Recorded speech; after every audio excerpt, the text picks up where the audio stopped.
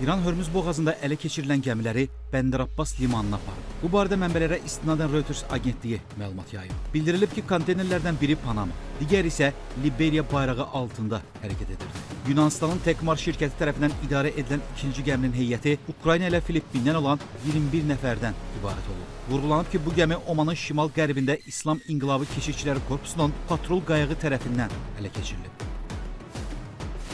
ABŞ prezidenti Donald Trump Hörmüz boğazında minalar yerləşdirən bütün İran gəmilərinin məhv edilməsi barədə əmr verib. O bu barədə Truth Social'da yazıb. Mən Birləşmiş Ştatların hərbi dəniz qüvvələrinə Hörmüz boğazının sularına mina yerləşdirən istənilən gəmini məhv etməyi əmr etdim. Heç bir tərəddüd olmamalıdır, deyə Trump əlavə edib. Ağ Ev rəhbəri həmçinin bildirib ki, ABŞ qüvvələri artıq boğazda mina təmizləmə işləri aparırlar.